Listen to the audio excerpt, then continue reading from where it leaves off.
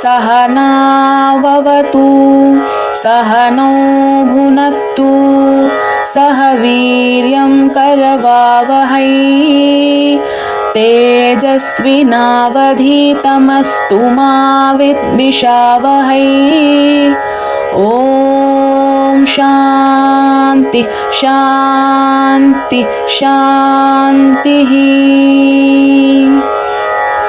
वासुदेवेन्द्रयोगीन्द्रं नत्वा ज्ञानप्रदं गुरुं मुमुक्षूणां हितार्थाय तत्त्वबोधोऽभिधीयते।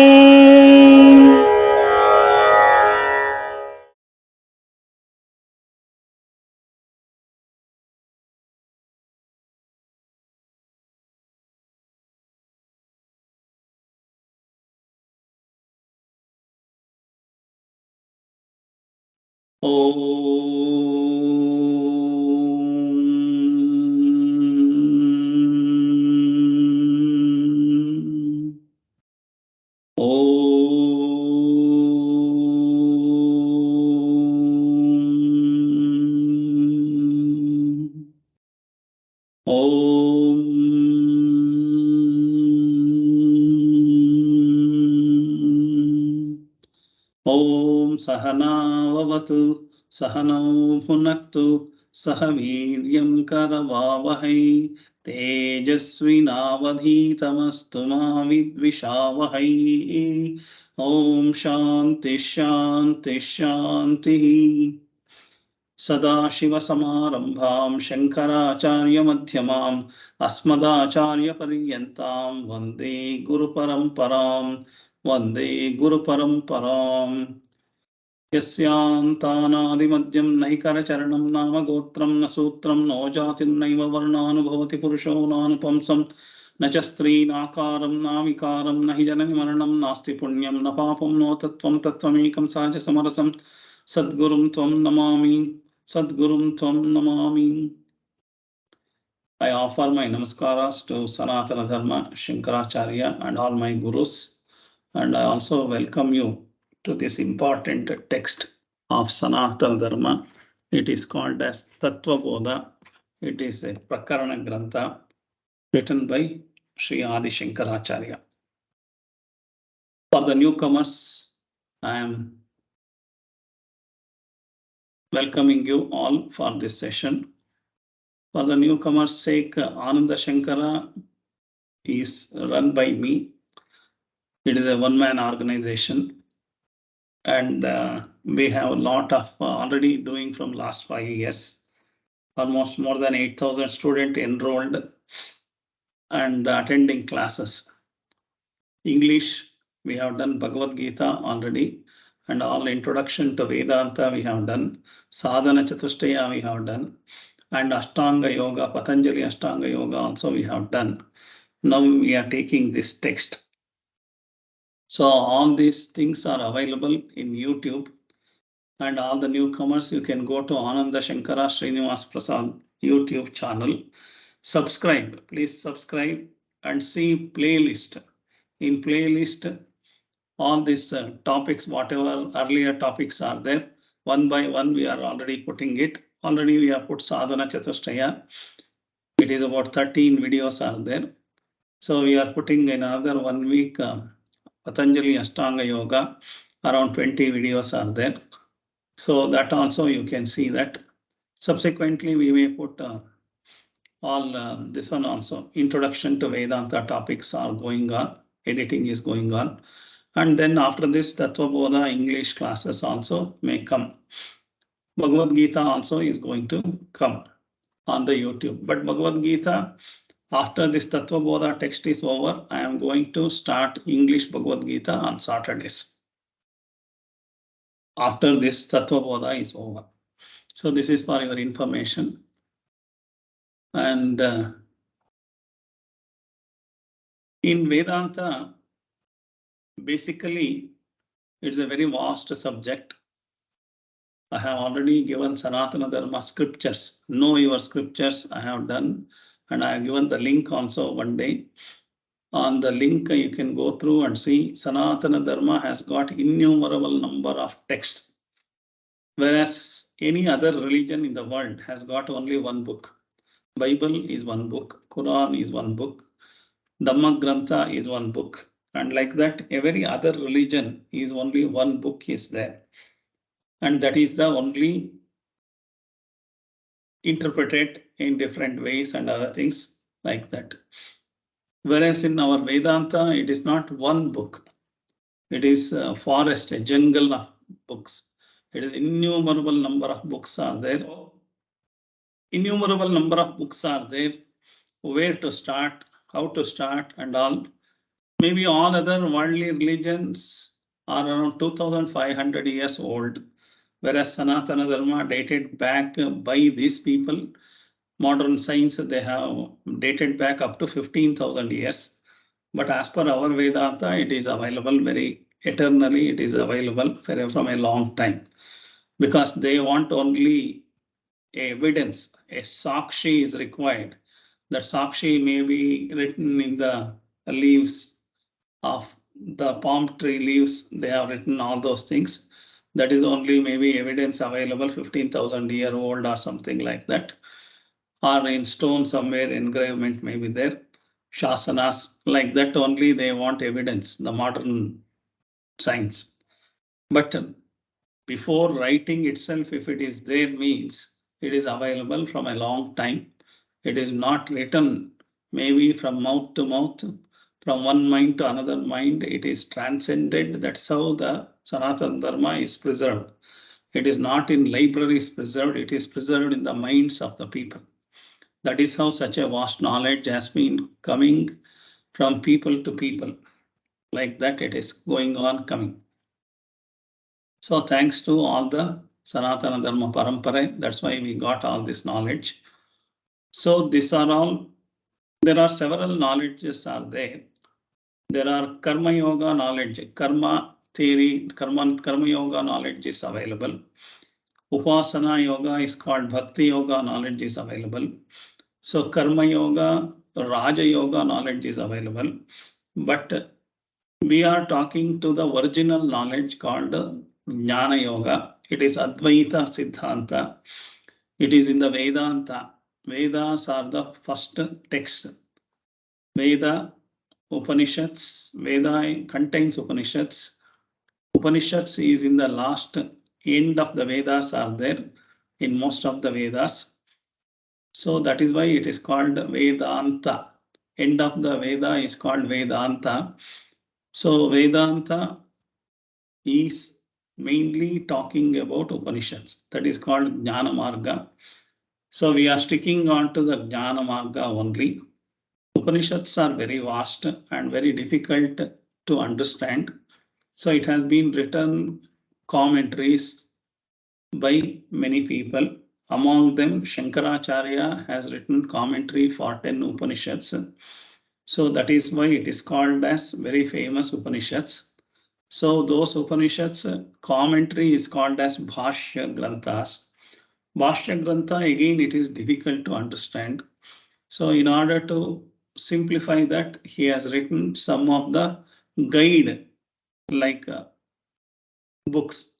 The guide-like books are called as Prakarana Granthas.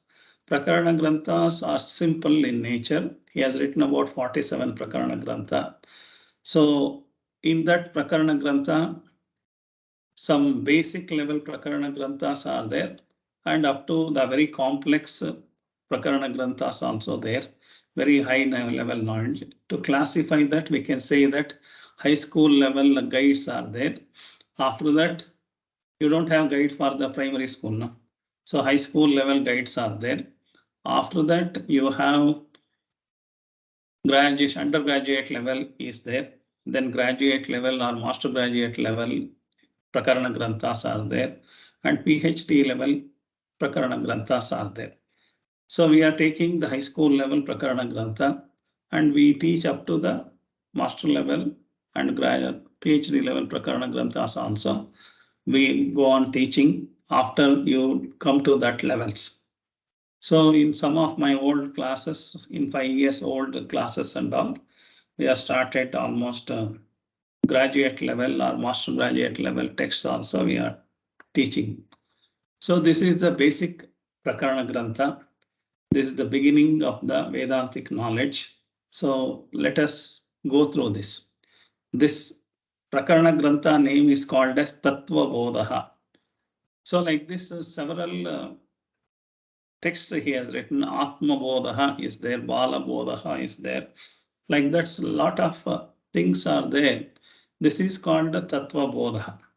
Tattva Bōdhaḥ is a Vedanta Tattva is available in this text. It is all Sanatana Dharma Vedanta, all Upanishad condensed in this. What Upanishads, all the Vedanta are Prasthanatraya. Prasthanatraya are three major original texts. Vedas are not written by human beings. It is written by, it is the God's Vani. And that Vedanta is very vast literature that has been received by 800 plus rishis, and they have recorded all these Vedas. So all the Vedas, after that, the essence of Upanishads, that is why it is called as Bhagavad Gita. Each end of each chapter of Bhagavad Gita, it says Srimad Bhagavad Gita, so Upanishadsu. Like that, when it is saying is, it is from the Upanishad Bhagavad Gita has come. Sri Krishna Paramatma's his own sentences are not there. Everything, whatever is in Bhagavad Gita is from Upanishads. So he himself says it is not mine, it is from the Upanishads. I am rephrasing it. That's all. The same knowledge I am rephrasing in an understandable language, understandable grammar. So that is called Bhagavad Gita. And Brahma Sutra is another level of text. These three texts are called Brahma Sutras, are validating all the Vedantic texts and Upanishadic texts and Bhagavad Gita text. Whether it is right, can be believable. Like that, all the at that time contemporary people, they are having difference of opinion. They have debated and they have elaborately questioned by 6 various levels. That is called Shat Pramanas. So when the knowledge is passing through Shat Pramana, the evidences, everything will be questioned and very grinded. Only past that knowledge is only Vedanta. So that's why it is not any doubt, let us not have any doubt. It is undergone Shat Pramana and then it is certified by in the Brahma Sutra. So all this knowledge are valid and it is not having any doubt at all. Nishsamshaya Jnana. There is no doubtless knowledge is the Vedanta and Upanishads. So we can follow. That is what Brahma Sutra says that. Brahma Sutra is scrutinizing each Vedanta word and then saying whether it is simply written or any meaning is there. At that time, so many rishis were questioning that itself and found all the things are valid and they are certified and kept. So that's why it is doubtless knowledge. Anybody can follow and continue. That is what there. So basically Vedanta contains, Shankaracharya has simplified it. It contains mainly 6 topics in the Vedanta or Sanatana Dharma. One is called as the subject debating on the Jiva. Jiva means individual self. I am there. Who am I? So that is called Jiva. I am a Jiva. So about me, lot of things. It is called Atma. Me, about me, Atma Jnana is there. So that is the first topic Vedanta discusses. Secondly, this way, Jiva cannot live independently. It has to live in an environment. That environment is the world. The world, without the world, where Jiva can live. So the Jiva has to make a living in a world. That world is called Jagat in Sanskrit. So the first topic will be discussed on Jiva. Second topic on the Jagat. What is the world is not the map, cities and all is not the world according to Vedanta. What is the basic constituents of the world? How world is generated? What is the meaning of world? According to Vedanta, in this world, if that world is there only, a Jiva can exist. So what is the basic requirements to Jiva to exist in this world? So that is discussed, that is as called Jagat. Jiva Jagat, it will be there. And then finally, if Jiva is there and Jagat is there, then where it has come from? Who has created? What is it? So then there is a concept called Ishvara. Ishvara is not the Rudra or Shiva or something like that. This Rudra, Shiva is whatever is called. Sometimes he is also called as Ishvara. But Vedanta telling whenever Ishvara it is telling, this Ishvara is a universal God. He is the utmost supreme God. He is called Brahman. Brahman, again Brahma may be there. When it is called Brahma, M-A, if it is there, B-R-A-H-M-A, Brahma, that is called Chaturmukha Brahma. When we call Brahman, it is the supreme being. So he is the God. So about the God, Ishvara is the God. The Ishvara also will be discussed in Vedanta's topics.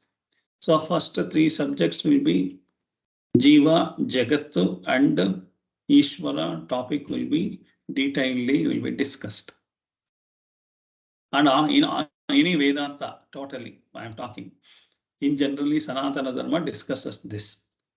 So after that, a Jiva lives in the world and also connects with the Ishvara and puja and all the things what we are doing. So while doing all these things, we get an attachment. So a Jiva gets an attachment towards the world and also towards the God and also towards the fellow human beings or living beings.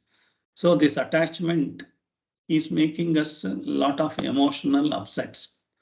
So this attachment itself is giving us trouble. What is giving trouble for our everyday? My mind is not constant because I am continuously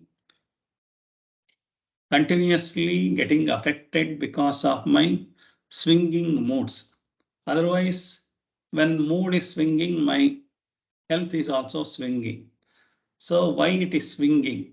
It's because of attachment, Vedanta says. So the attachment, what is attachment? How we are getting attached into this world on the relations and possessions. So everything will be discussed in the section called Bandha. Vedanta discusses Jiva, Jagatu, Ishvara, and all the three interrelations is called Bandhana. It is Bandha. It is called attachment. Why this attachment has formed? What is the meaning of this attachment? So if the Bandha is there, you are already imprisoned in the Bandha. Attachment is an imprisonment. Because of that, you cannot enjoy freedom. So if you want to get rid of a constant upswinging, downswinging moods of the mind and all your pain and pleasure patterns of the mind and body and all, so you have to come out of this attachment or bandhana. So that is called moksha. How to get rid of this attachment in order to have a permanent happiness. Now we have temporary happiness. How to get out of that? So for that, a detailed discussion is done in Vedanta, is called as moksha. So these five subjects mainly Vedanta discusses. Jiva, Jagatu, Ishvara, Bandha, Moksha. So only that much is sufficient? No. Because you have said all the theories, but how to achieve that? What is the methodology? Which bus will take us, or which aeroplane will take us, or which rocket will take us to this knowledge? So that is called as sadhanas. So sadhanas also the path how to go. The sadhana is nothing but the path, the spiritual path or the self-knowledge path, how to achieve that. So that is also has been discussed. So that is the sixth topic. So Jiva, Jagatu, Ishvara, Bandha, Moksha and Sadhanani. All the six topics. Any Vedanta, total Vedanta contains this only. But not every book is containing all the six topics. It is very rare. Maybe even one Purana may contain only one of the topic, or only half of the topic of any of one of the topic, or some percentage of the topic, single topic. Maybe two topics together they may discuss. All the six topics are not discussed in all the books. So that's why Vedanta has been made into so much of books are there. So Upanishad contains all the six subjects. Vedanta contains all the six subjects. Similarly, a condensed knowledge of all these six topics is written in Tattva Bōdhaḥ. It is in a brief manner. It is not in the detailed manner, but I am going to make as detailed as possible to this level, initial level. So I may be not only reproducing the book. It is not reproduction of the book cannot give you any knowledge. So I have to add lot of things to this book from the higher knowledges, higher books. So thereby you can be able to understand by the end of this text completion, you will be fairly understanding Vedanta in a systematic manner. It is not haphazardly. Today up to we are already become 40 years, 50 years, 60 years people. But casually we take a Vedanta book and we learn, take Bhagavad Gita, learn, and somebody has written some book, you will be reading, but you are not able to make head or tail of it because you are not learned it systematically. Every one of us, we are doing cooking, but we are not called as chefs. So everybody is learning Vedanta, but everybody read Vedanta, they are not called Vedantins. Vedantins means systematic study has to happen under Guru, proper guidance of the learned Guru has to happen. Then only you become a Vedantin. Otherwise, self-knowledge, when you are learning from the books, without the guidance of the Guru, it is difficult. And you cannot understand head or tail of that. And you may infer so many wrong conclusions, wrong misconceptions, everything will be there. That's how will not take you to any place in the Vedanta. And your mind also get confused. So in order to have a clarity in Vedanta, you need a systematic study. Which book you have to study first, which is the next topic you have to study. Like that, you should have a syllabus. I am doing my classes according to that syllabus only. So I have created which book you have to write, which topic you have to study first, and then next. Like that only I have making all my syllabus. Accordingly, I am teaching. If you are attending my classes for a considerable period, you will become a very good level Vedantic person. Very good level person will come. Emerge as a very good Vedantic level person. So this Tattva Bōdhaḥ is a Prakarana Grantha. It is very, very small Prakarana Grantha. Normally Vedanta is written either in the form of Chandas or in the form of prose. Whereas Tattva Bōdhaḥ is not a poetic manner. It is in the prose order, it is there. It is not, in Atma Bōdhaḥ is a poetic literature. It has got Chandas, Anushtup Chandas is there. According to Chandas only all the verses are written. Bhagavad Gita is a poetic. That's why it is called Gita. Bhagavad Gita. Gita means poetic form it is there. So poem form it is there. Whereas this is in the form of prose. Tattva Bōdhaḥ is in the form of prose written by Shankaracharya and contains all these 6 topics. So we will go through that, and in this, the sadhanani is the 6th topic he has discussed in the first level itself. First, in order to study any Vedanta, you have to prepare your mind. How to prepare your mind and body, he has written in the sadhana chatushtaya. Sadhana chatushtaya I have already completed in 14 classes. All the 14 classes, that is 1.5 hours into 14 classes, like that it is there. So maybe more than 25 hours discussion I have done detailedly. But sadhana chatushtaya in this book, it is only 14 sentences, small sentences. 14 small sentences only is there, not even 14 sentences. So very small sentence, 2 words, 3 words sentence, around 14 sentences are there. That sentences I have done in 14 classes.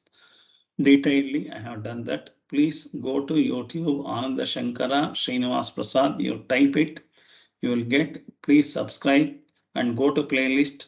See Sadhana Chatushtaya in English also is there. Sadhana Chatushtaya in Kannada is also there.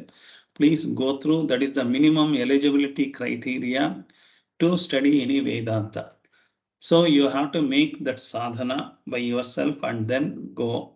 So I have also assisted. Not only that much is not sufficient, sadhana chatushtaya. That's why I have brought in Patanjali Ashtanga Yoga. Also I have teaching. I have taught in that. So there is about 20 videos will be uploaded in another 1 week. Even that also you can go. Yama, Niyama, Asana, Pranayama, Pratyahara, Dhyana, Dharana, Samadhi. So Dharana, Dhyana, Samadhi, it will be also detailedly spoken on that. These 2 are elementary basic subjects. So I have started that only, then only I am coming to this topic. For the newcomers, please go through that. Make yourself convenient of understanding that. Very simple language in a not very complex Sanskrit. I have not used a very simple language. So everybody can go through that. Be prepared for this Tattva Bōdhaḥ by learning that first. Anyway, without learning, you may understand in a hatchback manner, but if you understand that, it will be good for this. So Tattva Bōdhaḥ is a Prakarana Grantha, a small text written by Shankaracharya. So we are taking it. Normally, any Vedanta text, normally according to Gurukula system, the Vedanta, each text will have its own prayer will be there, its own prayer. If the prayer is not there given by any of the book, some Shanti mantras will be given in the beginning of the book only. Shanti mantras has to be done. So this prayer of the individual book is called Mangala Acharana Shloka. Mangala Acharana Shloka. Mangala Acharana Shloka. This is mainly done in order to, any beginning of the work has to pray. Let us not discontinue. Let us not have any this obstructions in our study. Both Guru and Shishya together is asking, let us not have any obstruction, unwanted obstruction from the world. No. So we pray for that to the God, and let us give health to each Guru also and Shishya also, so that he can continue the studies. That is also in the Mangalacharana Shloka is asked, and also saluting the Guru Parampara, and also saluting the Lord, Ishvara, and yogis. Guru Paramparas are yogis. So this Mangalacharana Shloka, each Vedanta text will have its own Mangalacharana Shloka. If it is not there, we have to take it from Upanishads, some Shanti mantra, and then chant. Then only we should start studying of any textbook. This is the Vidhivat Gurukula method. This is the systematic study. So for this also, there is one Mangalacharana Shloka is there. That one every class we have to chant and then go. For this Tattva Bodha, Shankaracharya himself has written a Mangalacharana Shloka. It is only 2 lines. This Mangalacharana Shloka is in Anushtup Chandas, it is in the poetic form.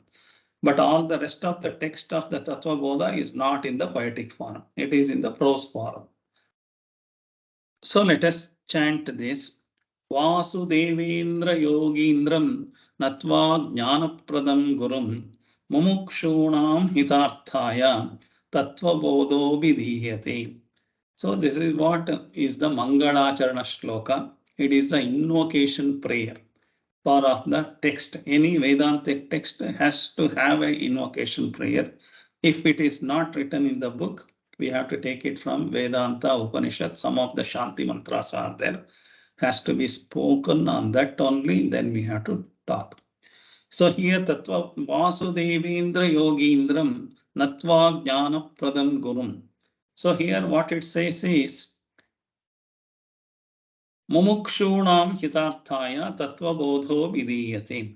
So what he is telling is Mumukshunam Hitarthaya, whoever wants the moksha as the ultimate aim of the life.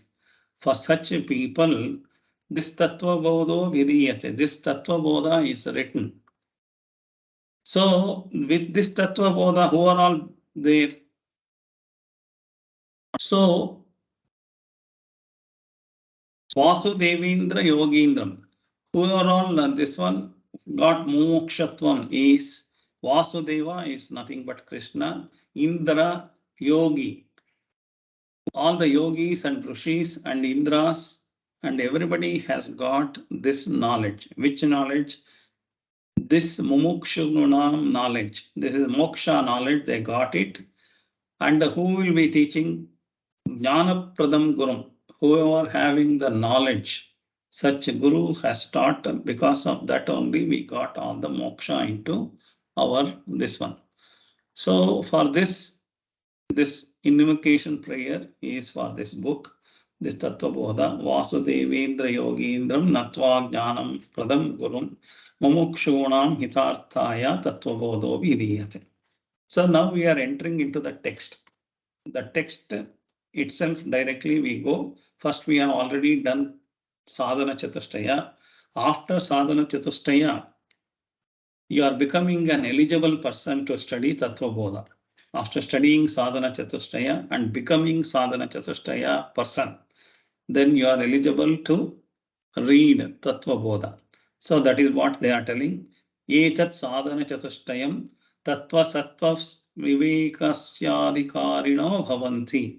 So if you read this Sadhana Chatushtaya, Tattvavivēkaḥ, you can become adhikarino, means you can become eligible for which Tattva Sattva-Viveka.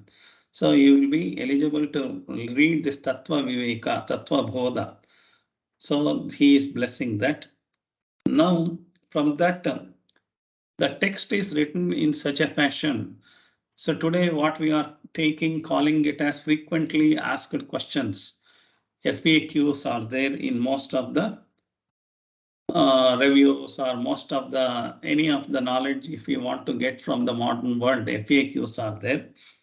This FAQs is the new for the world, but Vedanta has adopted right from Upanishad. FAQs only they have done. So all your probable doubts they themselves will question and answer. So for that there will be Guru Shishya Parampara is there. Sometime Guru and Shishya oppositely sitting, and then he may be having a doubt, and the doubt may be cleared as an FAQ. If the Shishya is not there, he himself imaginary Shishya he creates. So it is an imaginary Shishya. If a real Shishya is there, that will be a Gurukula method. If the Shishya is not there, the author himself will create a Shishya's dialogue and then he continue the book. This whole text is written in that fashion only. There is an imaginary Shishya. Shankaracharya himself as posing as an imaginary Shishya and answering the doubts of the imaginary Shishya and clarifying the doubts. That is how the textbook is written. And he also written very intelligently this book. Not every book is not written in this fashion. Very beautifully, even modern books cannot be written like this. This in that fashion he has written. First, he introduces a word. Without introducing the word, he will not start the text. So he may tell one new word. Immediately after that, he will talk about the description of the word in a Vedantic language. And then when he is describing that new word, he may be introducing another 2-3 new words. Again, the 2-3 new words will be again discussed in detail. So like that, the subject is getting elaborated so that he is giving a key to the next word. He will giving a key to the next word, he will be taking into that. That is how the whole text is written beautifully. So there is no possibility of having doubt. If you listen to my lectures, I am not only telling the one sentence and meaning and all something like that. If I want to drive one sentence meaning to you, maybe the whole class 1.5 hours may be required. One sentence if I want to establish you in your mind. So I am taking all the higher Vedanta knowledge, and then in this text only one line is there, but I am bringing all the knowledge from other higher knowledge and making it simple to understand you, so that you can able to understand Tattva Bōdhaḥ. So when Tattva Bōdhaḥ is understood, you can fairly understand all the Vedantic text. So now he says, at the end of Sadhana Chatushtaya, Tattva Sattva Vivekasyadhikarino Bhavantu. So the Guru says like this, Etat Sadhana Chatushtayam, this is called Sadhana Chatushtaya. So this is called for Tattva Sattva Vivekasyadhikarino Bhavantu. He has used a new word called Tattva Viveka.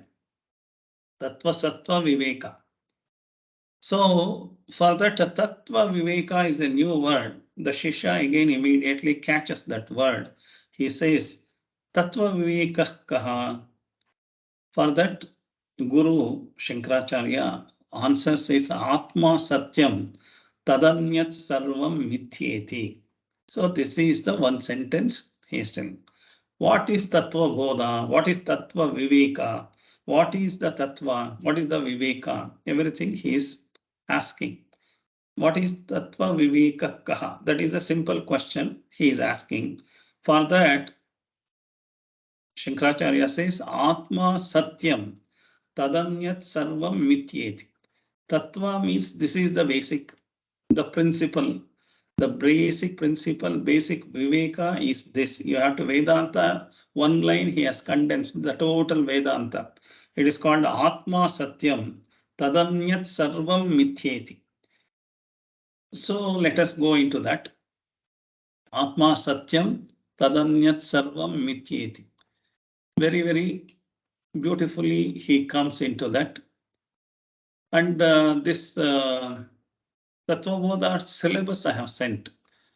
So Tattva Bōdhaḥ syllabus, you please go through. I have also numbered the Tattva Bōdhaḥ syllabus.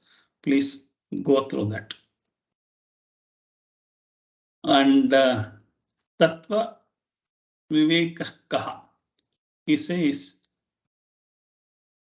having learned the Sadhana Chatushtaya, having learned into that, Tattva Vivēkaḥ, Ātmā Sathyaṁ, tadanyat sarvaṁ mithyēti. So the student asks the question, what is Tattva Viveka? Tattva Viveka is also can be called as Tattva Bōdhaḥ. Both are synonyms. So his doubt, naturally a question comes. This is how all the Upanishads are also written like this only. So teacher defines Tattva Viveka means Ātmā Sathyaṁ tadanyat sarvaṁ mithyēti. He simply, I am simplifying the words and then this one. Self-knowledge in a short statement. Tattva means say self-knowledge, Atma Jnana. Tattva means self-knowledge in a short statements, and he will elaborate in this one. Tattva is there. So it is called as, in Sanskrit, it's called Sangraha Vakya, Sutra Vakya, Sankshepa Vakya, like that it will be told. All the simplified sentences it is called. Atma Satyam tadanyat sarvaṁ mithyēti. That means Atma is the only reality. So don't get confused and don't get threatened or frightened. What is this? Straight away you are telling like this, we don't understand. So please wait till the class is over. It will be totally clarity. I will bring it and you will get into no doubts. So this means Atma Satyam means there is a reality, there is a non-reality is there. So first he is telling what is the sentence itself. Atma Satyam tadanyat sarvaṁ mithyēti. Atma Satyam means Atma is the only reality. Other than Atma, everything else is a false or an illusion. Very clearly, mithyā is an illusion or a false, it says. In Vedanta, these two words are very continuously used. Satya, Mithya, Atma. These three words continuously used. So here also Shankaracharya started these three words only. Atma Satyam tadanyat sarvaṁ mithyēti. So there are three words, Atma, Satyam, Mithya. This is to be very beautifully, we have to understand. Otherwise, throughout Vedanta, you will be confused. What is that? So we have to understand Atma, we have to understand Satya, we have to understand Mithya. So let us understand Atma. What is Atma? What is Atma in the Vedantic scriptures? Very detailedly, it is said in the Bhagavad Gita 2nd chapter and the 18th chapter also. So there I have done elaborate methodology of understanding the Atma. Now I'll be beginning with small, because this Atma topic will be further, throughout the class it will be coming. Now for your shorter understanding, it is an immortal, non-perishable thing. It is the inner essence. It is called imperishable. What is Amma? What is Atma in the sense? Atma Satyam andre, it is an immortal, innermost, imperishable essence of every jiva. That is called Atma. So you just know that. But in the same thing, I will be elaborating in the subsequent line, this one. To start with, you understand this.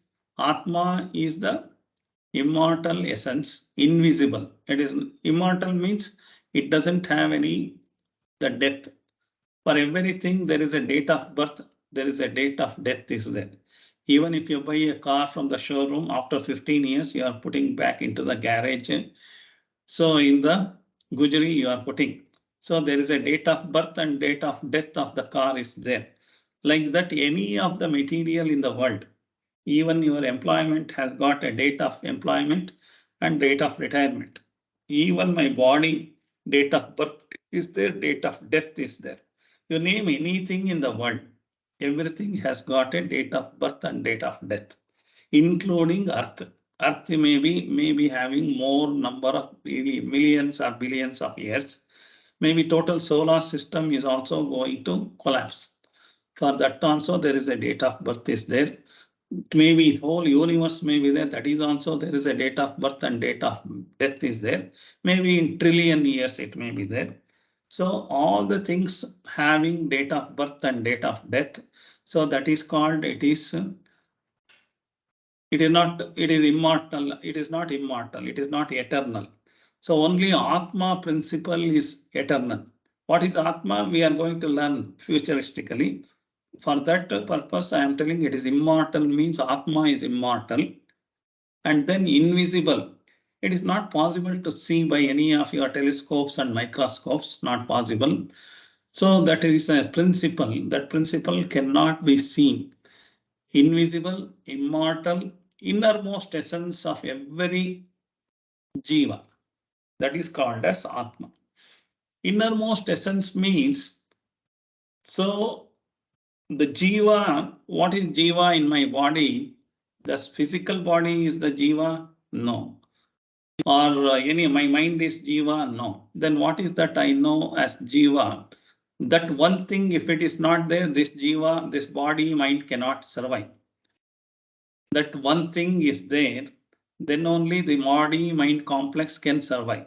That one thing is invisible. So just for the today's class, you just understand this only. I know you are not understood Atma. I am going to elaborate in a step-by-step manner. So first, for a Atma simple knowledge, you should have, it is an invisible, immortal, innermost essence of every jiva is called Atma. Then the next words are Satya and Mithya. Atma we have already understood. Satya and Mithya. Satya and Mithya are always coming together as a pair. It is a same side, two sides of a same coin. Satya, whenever it's calling, because Mithya is there, immediately Satya comes. So we have to understand Satya first. For Satya first, I give an example. I have a table in front of me. So the table is there. All my computer is on the table. My books are on the table. My light is there. Table lamp is there on the table. It is supporting. Table is a structure. Table is there. And table is solid, tangible. We can touch and everything is there. And it has got a weight is also there. And it is also occupying some space. Everything is there. And this is what we know. So whatever I said, what is this table? Can we not understand, sir? We have understood table. Why are you explaining this one? But Vedanta is not taking it as granted. Any knowledge, it goes to Shat Pramana. Whether it is true, what you have said, the table description is true, it will be questioned. So Vedanta says, if you question the desk and is table, so you will come to know the surprising discoveries of the knowledge what so far I have been understanding. What is this surprise? So the surprise is Vedanta says whatever you are calling table is not at all there. That is what the damaging statement. There is no table at all. Table you are telling there is no table at all. Sir, I am seeing. No, first hold your curiosity. That's what. Table is not a substantial entity. Vedanta says it is not a substantial entity. It is not having any substantial entity. It is not having weight. The table is not having a weight. Table is not a tangible entity. Table is not supporting the book, computer, table, and lamp, and all those things. So now you are surprised. What is this Vedanta is telling? What is this Shat Pramanas are questioning that? Then what is this I am seeing in front of me? Is it? But Vedanta says it is not the table in front of you you are seeing. It is a piece of wood. Wood only is the substance of the table. Wood is the substance of the table. Table is not the substance. So wood alone is the substance. So now if you are touching table, what you are touching is wood only you are touching. You are not touching the table. Wood only you are touching. So when you say the weight of the table, when you say it is not the table weight, is the wood weight only is there. And table is supporting the book and computer and all. It is not wood is supporting the computer and all the things. Then there is no thing called table at all. It is only available, wood only is available. The substance is called, there is no substance called table at all. There is substance called wood only is there. So then the question of the everything, if you start questioning, what is this? All the things substantially we have said, tangible we said, everything if you start questions, all are my misconceptions. I don't know the reality. That's why I have believed it. Somebody said, I have believed it is a table. So, but Vedanta will not stop there only. It will continue the question. Then what is that? You may have a doubt also. That Shishya may also have a doubt. He says, wood only is there. Then what is this table? You may ask. The table is a new name given to the wood. The wood is original, is there. Other than that wood, on that a new name is given. The new name is for the same substance wood. It is given a new name. Wood has only the nominal existence. That is, the substance is the major mula vastu, is the basic substance in the table is wood only. So that is the nominal existence is there. Table is not having, it is only a temporary existence is there. The question arises is why you have to give the table the name of the wood again? Why are you giving the name again? Why are you confusing when you say it has not been given, but it is being given by the people only. The carpenter has started and made this, and then he has called it as a table. So he could have kept as it is. No, because different articles he is making. He is also making table. He is also making chair. He is also making something else, cart and dining table and all the things in the wood he is making. He wanted to identify that. For that identifying, he has given different names. Otherwise, if we call everything as wood, it becomes confusion for the transaction. These are all transactional names. The table, the chair, and everything. It is only a transactional names. Actually, there is no existence of the table, chair, and all the things. So it is the existence is real existence is only wood. So wood is made into some form, some shape. Then he has called this as a table. So a particular shape, he calls this as a table. Another particular shape, he is calling it as a chair. And in everything, basic substance available is wood only. Only shape is changing, and carpenter is giving a new name for that. So if you say it is given to a name and form, what is the table shape is called, it is in the form. In Sanskrit, in Vedanta, in the Vedantic language, it will be called as form. The name is name only. So the table is only a name and form of the wood. Table is not existing. It is only in the form of name and the form. In the particular shape, with a name, it is existing. But basically existing is wood only.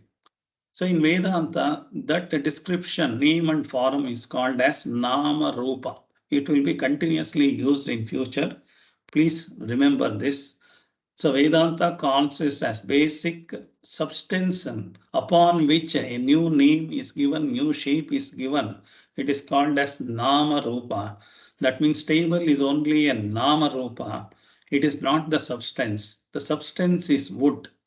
Similarly, like all the cupboard, table, everything may be only Nama Rupa. The basic substantial thing is only wood only.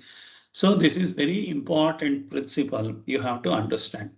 That means the basic substance is one and the Nama Rupas are many.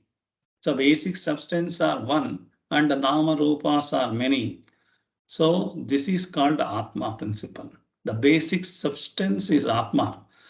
And the whatever you see, the shapes and the names available in the world, total world, everything is the Nama Rupa of the basic substance. Basic substance, if we come to me as a Jiva, we call it as Atma, Jiva, Atma, Jivatma. And whatever my body and everything is there, shape, everything, male, female, everything, Srinivas Prasad, everything is a name and form. It doesn't have a real existence, because the real existence is not there unless this one is not there. The basic substance is there. For example, I take away all the wood from the table. Can the table exist? Can the table name and form can exist? No, not possible. So that means name and form needs a dependent existence. It cannot independently exist. It needs a substance. Then only a name and form can exist. So what is basic substance is there. The substance is wood. That doesn't need the name and form.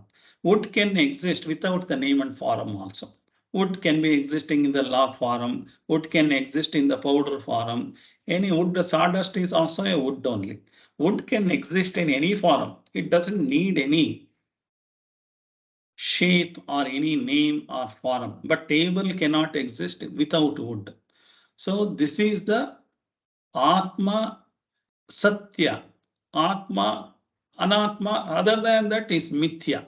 This is the thing. Atma Satyam, tadanyat sarvaṁ mithyēti. This sentence is the one sentence I am explaining.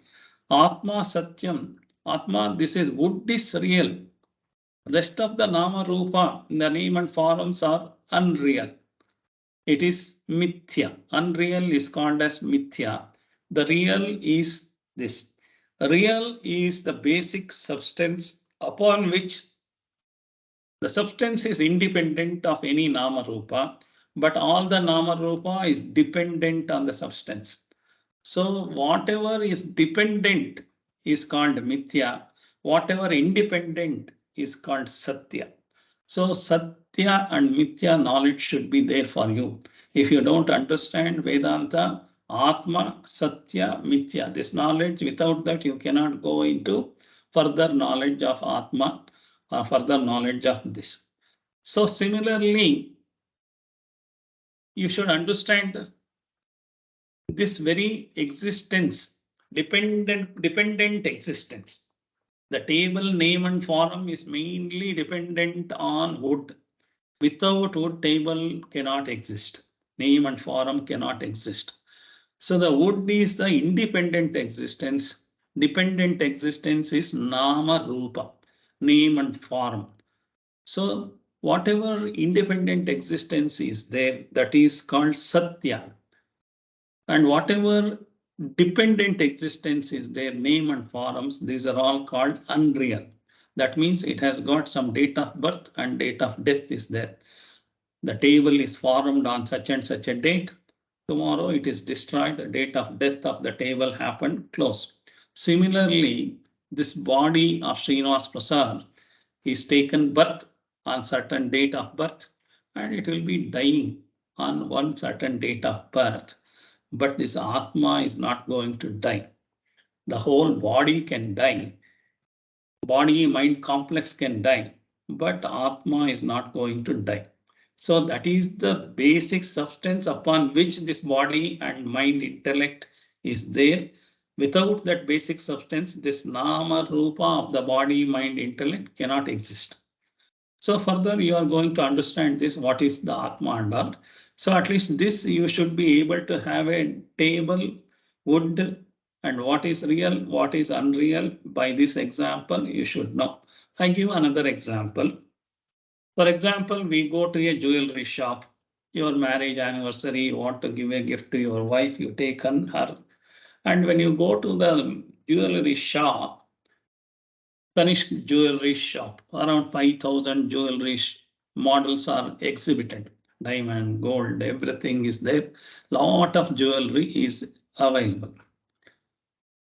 But when we go, Vedanta says, what you are seeing in the jewelry shop, there is no ornaments at all. It's only gold.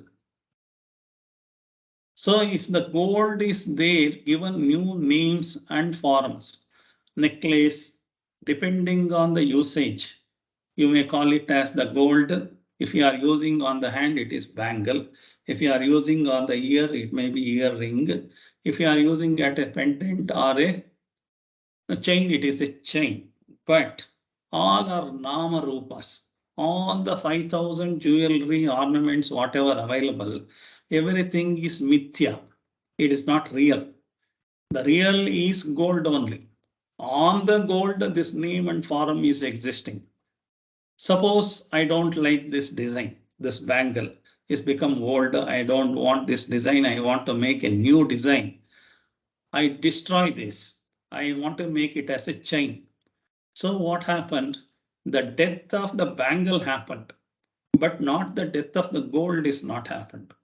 Gold is Atma of all the ornaments. Gold is the substance upon which all the nama rupa, name and forms are existing. So that means what is real? Real is gold and all the other name and form is unreal.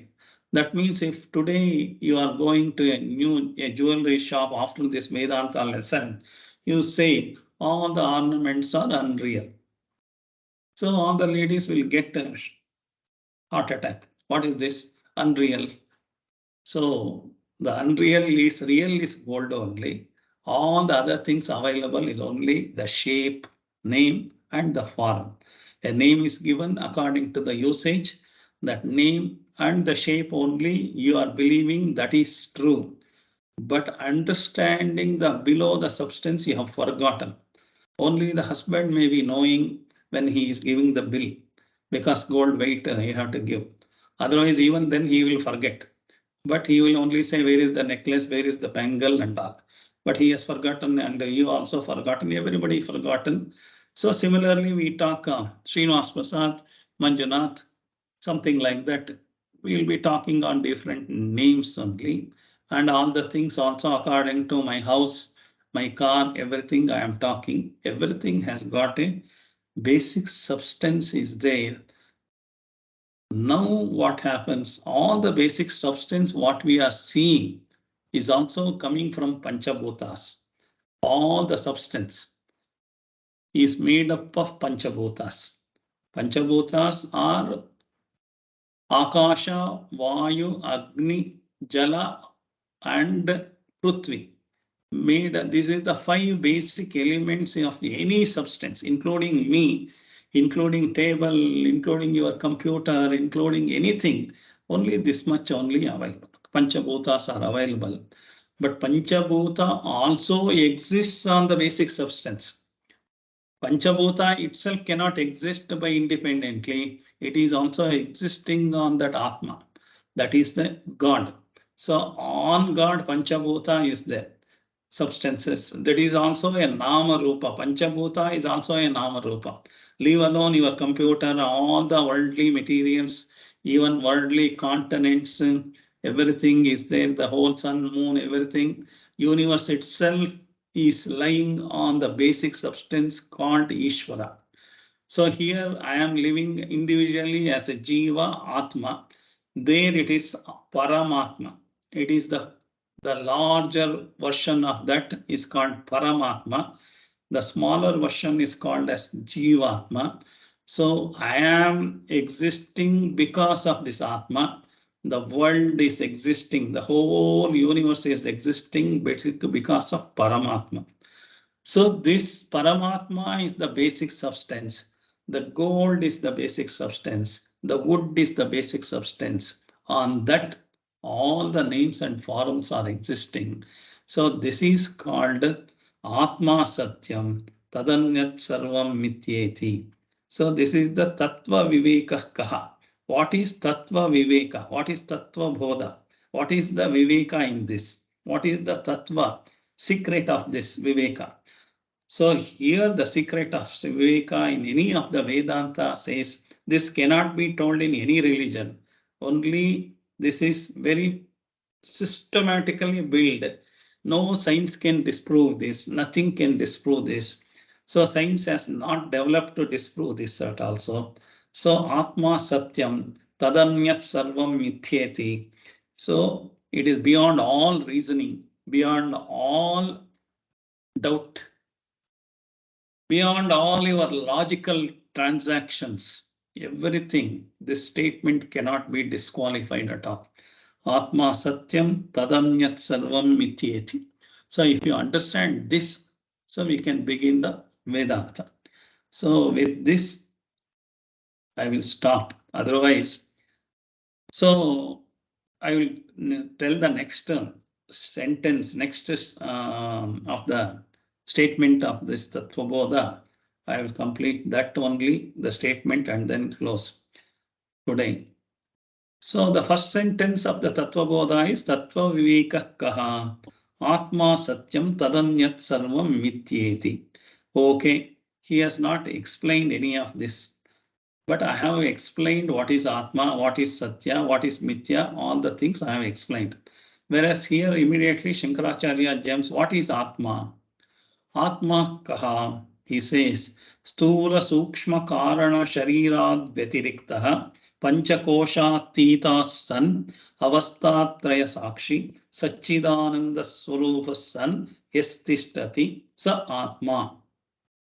Such a long explanation towards Atma he has given. What is Atma? He says, Stula Sukshma Karana Sharirat Vyatiriktah Panchakoshatita San Avastatraya Sakshi Satchidananda Rupa San Yastishtati Sa Atma. Such a long sentence. What is Atma? He is giving. But Vedanta gives a very books and books is there. What is Atma? So now for today's class, I have introduced the next sentence only. I have not gone into the details. I will go into the next details. If you understood these three words, that today's class is very, very useful and very made it reach, I can say that. Atma Sathya Mithya. Gold is the substance. All the ornaments are name and forms. Similarly, my Atma is my substance. All my body, mind, intellect, everything is only Mithya, because it is having date of birth and date of death. Atma does not have date of birth, eternal it is there. Similarly, the whole universe, whatever we are talking, this is a small Atma, is called Jivatma. That is a big Atma, it is called as Paramatma. The Paramatma, the whole universe is sitting, is Paramatma, conscious, that this one is there. On that, the whole world, Nama Rupa of the total Jagat is available. These both things will be learning in future detailedly. Dhanyavada. Om. Sarve bhavantu sukhinah, sarve santu niramayaः, sarve bhadraणि पश्यन्तु, मा कश्चित् दुःखभाग् भवेत्. Om Shanti Shanti Shanti. Harihi Om. Shri Gurubhyo Namaha. Harihi Om.